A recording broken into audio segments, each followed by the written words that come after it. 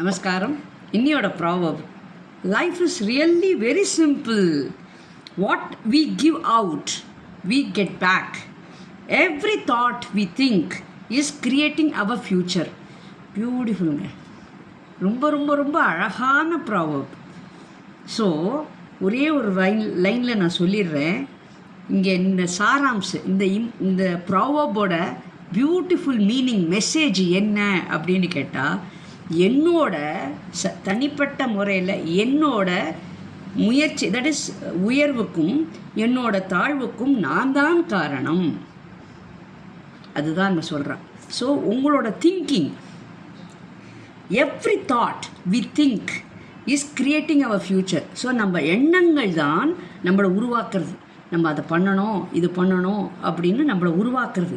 அப்போது எண்ணங்கள் எப்படி இருக்கணும்? ஸ்ட்ராங்காக இருக்கணும், ஸ்டெடியாக இருக்கணும்.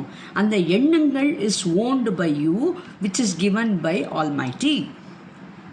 அந்த எண்ணங்களை கடவுள் தான் நம்மளை கொடுத்துருக்காரு. ஸோ அந்த எண்ணங்களை நம்ம என்ன பண்ணணும்? கண்ட்ரோல்டாக வச்சுக்கணும்.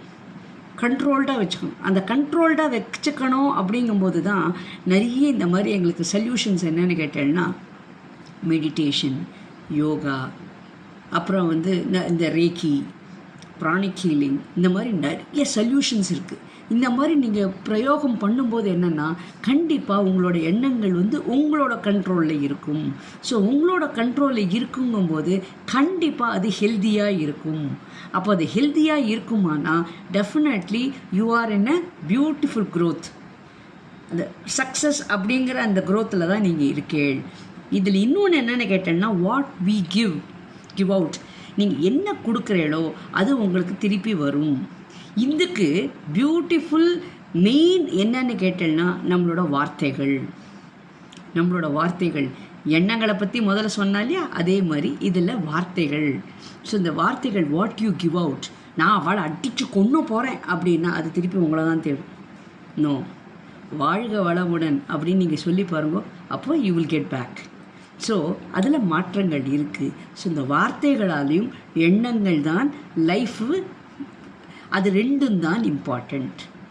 So what you give out. So நீங்கள் தெரியாதனமாக பிரயோகம் பண்ணக்கூடிய வார்த்தைகள், அது என்ன ஆகும்? திருப்பியும் உங்களுக்கே அது வரும். சொல்லுவா இல்லையா, when you show fingers, point finger, 3 fingers are pointing you. It's very true. அப்போது நீங்கள் இன்னொருத்தரை ஃபால்ட்டு கண்டுபிடிக்கவோ, இன்னொருத்தரை அப்படி இப்படி நீங்கள் பேச என்ன ஆகும் அப்படின்னா, you will not be able to think properly. இது ரெண்டுமே கோரிலேட்டட். எது? வேர்ட்ஸும் சரி, ஆக்ஷன் அண்ட் வேர்ட்ஸ் எல்லாமே சொல்லுவா தெரியுமா. Action it works more than words அப்படின்பா.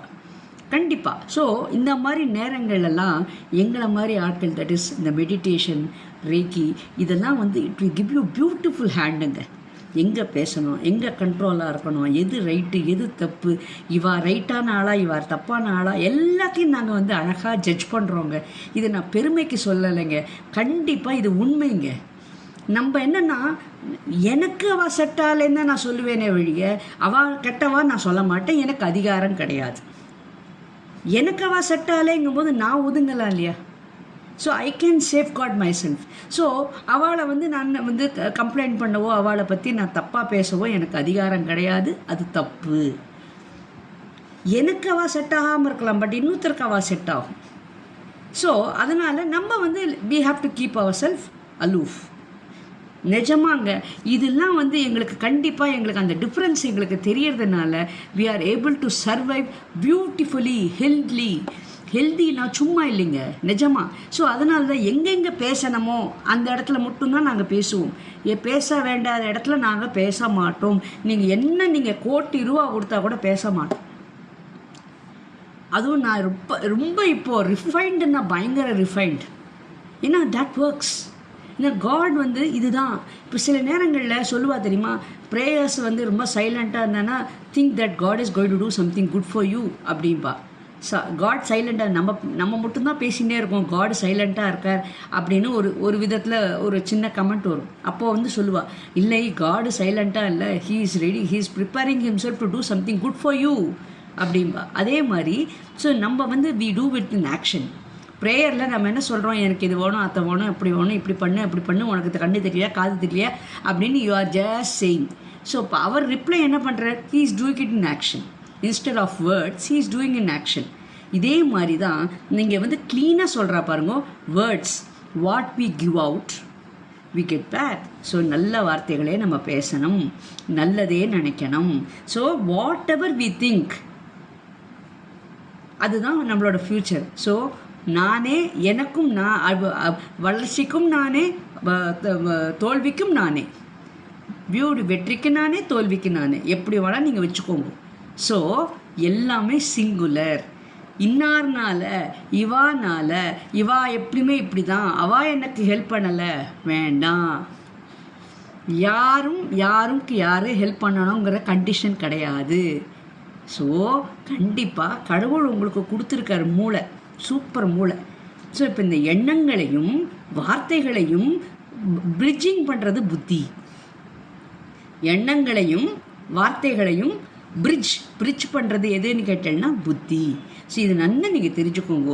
So எண்ணங்கள் சொல்லும் அது பண்ணலாமே, இது கொஞ்சம், ஃபார் எக்ஸாம்பிள் எனக்கு கொஞ்சம், நான் வந்து சுகர் பேஷண்ட்டு, பட் ஆனால் எனக்கு ஸ்வீட்ஸ் ரொம்ப பிடிக்கும். அப்போது ஒரு இடத்துக்கு போகிறேன், இல்லை ஒரு கடைக்கு போகிறேன், ஒரு சாமானை பார்க்குறேன், எனக்கு டெம்டேஷன் ஆகுது. அப்போது எண்ணங்கள் சொல்கிறது, ஏய் நன்னா இருக்குது பாரு, யாரும் இல்லை, பேசாமல் ஒரு பாட்டில் இந்த குலாப் ஜாமுன் 2 கப்பில் போட்டு சாப்பிடு அப்படிமா எண்ணங்கள் சொல்கிறது.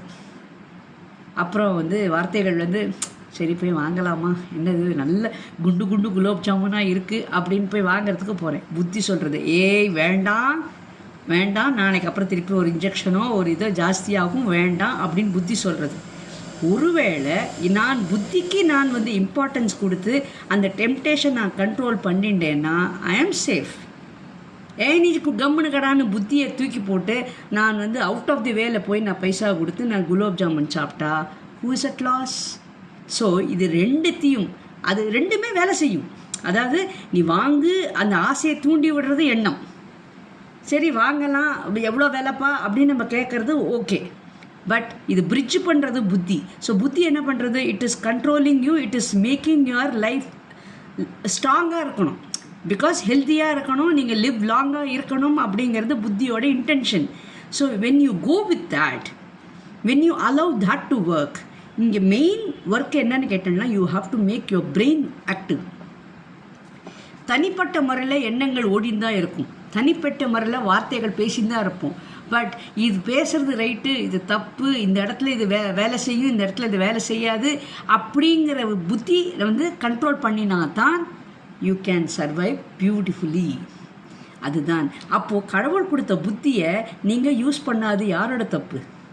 ஸோ உங்களோட தப்பு. அதனால் இப்போலேருந்து இன்னிலேருந்து உங்கள் பிரெயினை நல்லா ஷார்ப் வச்சுக்கோங்க.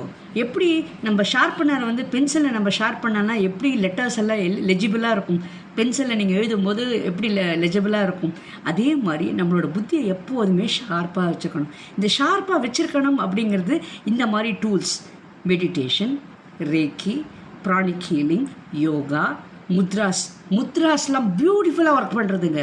எங்கள்கிட்ட ஒரு காம்பினேஷனே இருக்குது. நான் அதுக்கு தான் நான் சொல்வேன், நீங்கள் வந்தேன்னா ஐ கேன் டெஃபினெட்லி மந்த்ராஸ் இருக்குது, நம்பர்ஸ் இருக்குது. ஸோ எல்லா combination, it's a team work. இந்த ஹீலிங் அப்படிங்கும்போது it's a team work. So இது எல்லாமே சேர்ந்து தான். பட் எல்லாத்துக்கும் காமன் என்னன்னு கேட்டேன்னா பஞ்சபூதங்கள். இந்த பஞ்சபூதங்களை வச்சு தான் முத்ராஸ் மூலமாகவும் நாங்கள் பண்ணுவோம், நம்பர்ஸ் மூலமாக நாங்கள் பண்ணுவோம், அதுக்கப்புறம் Madras. So bottom of the line என்னன்னு கேட்டேன்னா டு மேக் பஞ்சபூதங்கள் க்ளோசர் டு அஸ். நம்மளோட அது பயங்கரமான ஃப்ரெண்டாக இருக்கணும். It's very important. இன்டர்னல் பஞ்சபூதமும் சரி, எக்ஸ்டர்னல் பஞ்சபூதமும் சரி, இதுதாங்க சாராம்சு. ஸோ அதனால் from now onwards sharpen your brain. Bye.